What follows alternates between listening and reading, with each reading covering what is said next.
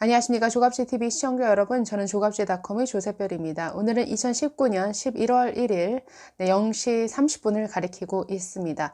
다행히 조국 씨 동생 조건 씨에 대한 구속은 이루어졌지만 이 조국 사건과 관련해서 법원의 영장 기각은 이 정도면 거의 수사 방해 수준에 이르고 있습니다.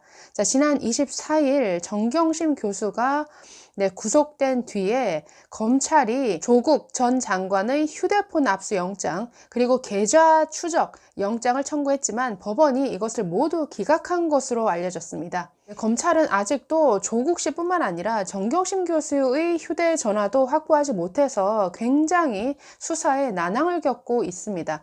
지금 사모펀드와 관련해서는 계좌 추적이 무엇보다도 필수적이죠. 특히 사모펀드와 관련해서 여기에 이 조국 씨가 얼마나 연관이 되어 있느냐, 이것은 반드시 밝혀져야 됩니다. 그러려면은 이 정경심 씨 계좌 그리고 조국 씨 계좌 사이에 오간 거래 내역을 모두 확인을 해야 되죠.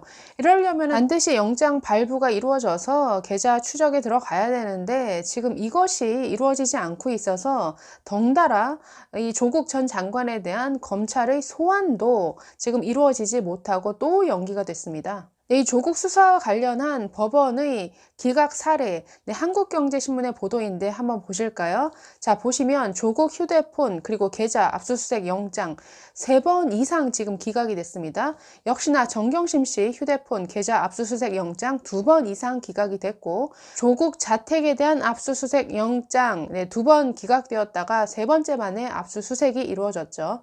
또 조국 동생에 대한 구속 영장, 잘 아시다시피 명재권 판사에 의해서 납득할 수 없는 이유로 기각이 된 바 있습니다.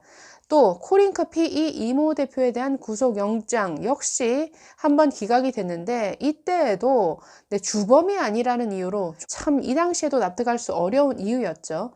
자, 웰스 CNT 최모 대표의 구속영장 역시나 납득하기 어려운 이유로 한번 기각이 됐었습니다. 며칠 전에 이런 보도가 있었죠. 정경심 교수가 코링크 PE가 인수한 2차 전지 업체 WFM의 주식을 취득하는 과정이 굉장히 이상하다. 장 내에서 7,000원 이상에 거래되던 주식 12만 주를 장 외에서 5,000원에 매입을 했습니다. 당시 장외 거래로 시세보다 매우 싼 금액으로 6억 원을 주고 12만 주를 주식 매입을 했습니다. 그렇기 때문에 이 차액, 약 2억 4천의 차액이 뭔가 뇌물이 아니냐라는 이런 의혹이 아주 강하게 제기된 상태입니다. 자, 여기에 더해서 조국 전 장관이 바로 이 정경심 씨가 WFM 주식 12만 주를 매입하던 그 당일에 청와대 안에 있는 ATM기를 통해서 총 5천만 원의 금액을 정경심 씨 계좌로 송금한 사실이 며칠 전 보도가 됐었습니다. 자, 그렇기 때문에 이 참 거래가 이상한 뭔가 작전주 같은 이 WFM을 참 굉장히 이상한 방법으로 취득하는 이 온갖 사모펀드 의혹과 관련해서 여기에 얼마나 조국 씨가 연루가 되어 있는가를 반드시 밝혀야 되는 것이죠. 그런데 지금 계속 이렇게 반드시 필요한 이 계좌에 대한 압수수색 영장이 기각이 되면 이 검찰의 수사 자체는 굉장히 부실해질 수밖에 없죠.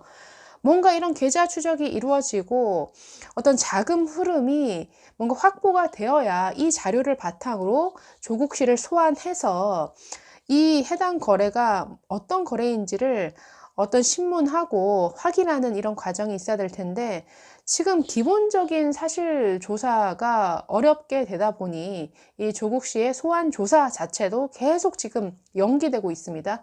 원래는 이번 주에 소환이 이루어질 것이다. 10월을 넘기지 않을 것이다 라고 다들 예상을 했었지만 지금 벌써 또다시 다음 주로 연기가 된 상태입니다.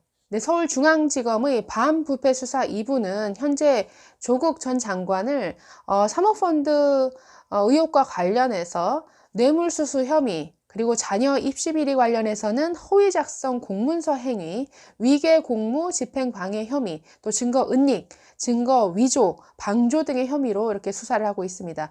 이 혐의를 입증하기 위해서는 휴대폰 조사해야죠. 또 계좌 추적 이루어져야죠. 그리고 이 휴대폰에는 통신 기록 조회로는 알 수 없는 뭐 문자 메시지라든가 뭐 카카오톡 대화라든가 이메일 뭐 이런 광범위한 증거가 있기 때문에 사실 중대한 이런 범죄 수사에서는 필수적인 압수수색 목록입니다. 자, 그런데 지금 뭐 이런 기본적인 수사조차 이루어지지 못하고 있어서 굉장히 지연되고 있죠. 네, 법조계 인사들은 이 조국 전 장관의 휴대폰에 대한 압수수색은 영장 기각 가능성 어느 정도 이해할 수 있다라고 얘기를 합니다. 자, 예를 들어서 경북대 법학전문대학원 교수인 이충상 2004년도에 서울중앙지법에서 영장 전담 부장판사를 지냈다라고 합니다. 자, 이 교수는 이 중앙일보와의 인터뷰에서 이렇게 의견을 개진을 했습니다. 청와대 민정수석은 대통령이나 현직 장관과 수시로 통화할 수 있는 자리이기 때문에 관례에 따라서 휴대전화 압수수색 영장은 기각 가능성이 있다라고 했습니다. 그러나 지금 계좌 추적에 대한 압수수색 영장까지 기각하는 것은 이해할 수 없다라고 얘기를 했는데 이렇게 얘기를 했습니다. 미공개 정보를 이용한 주식 투자에 관한 정황이 나오는데도 계좌 압수수색 영장을 계속 기각했다는 점은 이해가 가지 않는다라고 이렇게 지적을 했습니다.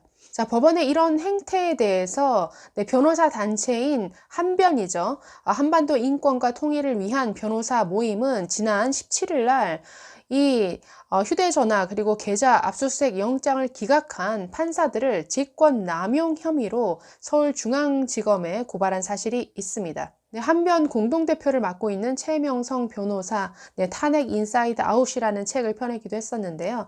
자, 이분은 탄핵 당시와 비교해서도 지금의 이런 법원의 행태 굉장히 이상하다라고 지적을 했습니다. 자, 이렇게 말했습니다. 당시 검찰에서 정호성 전 청와대 비서관 휴대전화를 발빠르게 압수수색해 의기양양했다. 라고 하면서 이번 사건에서는 법원이 계속 휴대전화 압수수색을 기각하는데도 별 항의를 하지 않는다라고 이렇게 지적을 했습니다.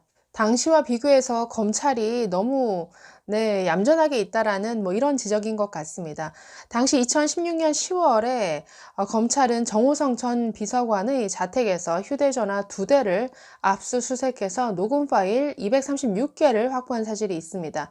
당시 박근혜 정부의 청와대가 수사 결과에 대해서 뭔가 부실하다라고 이렇게 지적을 하자 검찰은 뭐 어떤 식으로 발언을 했었냐면 정 전 비서관의 휴대전화 녹취 파일을 10초만 공개해도 촛불은 횃불이 될 것이다 라고 하면서 굉장히 자신감을 나타냈었다라는 거죠. 글쎄요. 그런데 뭐 지금 윤석열 검찰총장이 이끄는 이 검찰 워낙에 여권과 청와대의 압박이 있다 보니 여러모로 조금 뭔가 위축된 상태에서 수사를 하고 있지 않는가. 또 여기에 더해서 법원의 노골적인 영장 기각이 굉장히 수사에 방해가 되고 있는 것으로 보입니다. 지난 10월 9일 조국 동생 조건 씨에 대한 정말 납득하기 어려운 이 명재권 판사의 영장 기각 결정이 있었는데요. 매우 친여적인 성향의 판사들에 의해서 장악되다시피 한 이 사법부 참 여러모로 이 조국 일가를 도와주고 있는 것 같습니다. 네, 감사합니다.